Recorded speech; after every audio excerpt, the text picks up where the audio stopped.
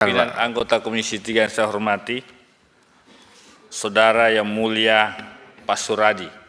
Betul Pak ya? Sudah berapa lama izin bisa tanya langsung Pak?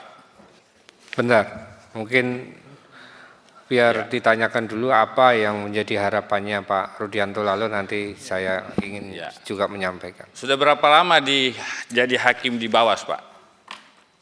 Ya, 6 tahun. 6 tahun? 6 tahun. Berarti saudara ini punya tanggung jawab terhadap persoalan banyaknya hakim-hakim, oknum-oknum ditangkap. Berarti berarti itu kegagalan saudara selaku hakim Bawas yang gagal mengontrol di bawah atau bagaimana? Ini sebentar dijawab aja. Yang mulia, saya mau tanya soal dalam peradilan pidana kita, seringkali judes fakti, ya, pada pemeriksaan tingkat pertama, pengadilan tingkat pertama, hakim tingkat PN pertama ini sudah memeriksa saksi-saksi secara langsung, kemudian alat buktinya, ya, secara detail, ya, yang namanya judes fakti betul-betul memperhatikan. Dalam proses kasasinya kemudian, seringkali Hakim Agung membatalkan, entah itu karena penerapan hukumnya, keliru dan sebagainya. Menurut Yang Mulia, fenomena ini apakah ketika ada putusan tingkat pertama dibatalkan oleh putusan kasasi, apakah memang yang dilihat oleh judisiuris ini adalah memeriksa semua kembali fakta persidangan atau hanya sekedar penerapan hukumnya?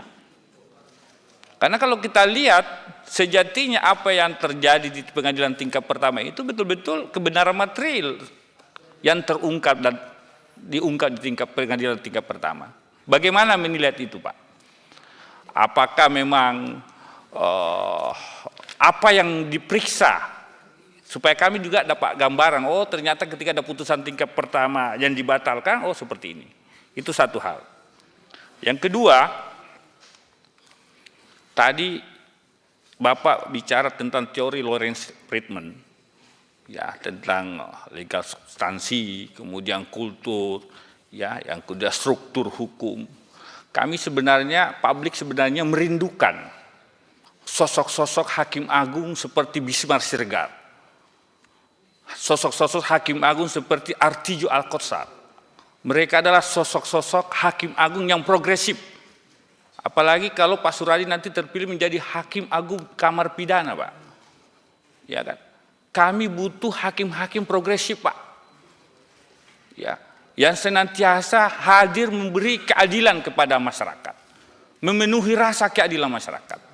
Karena selama ini kita sering mendengar banyak putusan-putusan di luar nalar, tidak memenuhi rasa keadilan.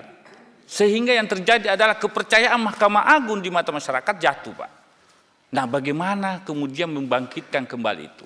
Tentu kalau mau membangkitkan kepercayaan masyarakat kepada Mahkamah Agung, tentu harus lewat dengan putusan-putusan progresif, khususnya perkara-perkara pidana, Pak.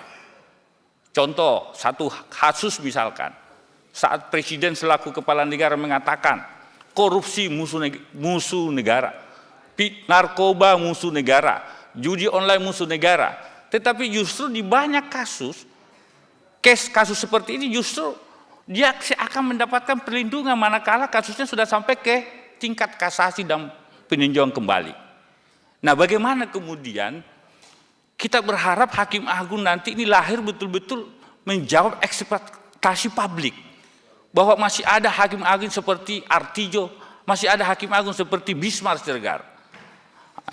Nah, ini yang saya mau dengar, seperti apa visi Bapak membangkitkan kepercayaan masyarakat terhadap institusi peradilan Mahkamah Agung yang hari-hari ini sangat jatuh. Saya harus katakan itu. Di era Sunarto jadi ketua Mahkamah Agung banyak sekali skandal-skandal yang muncul di publik. Dan kita tidak mau itu terjadi lagi. Kira-kira itu, pimpinan. Terima kasih. Assalamualaikum warahmatullahi wabarakatuh.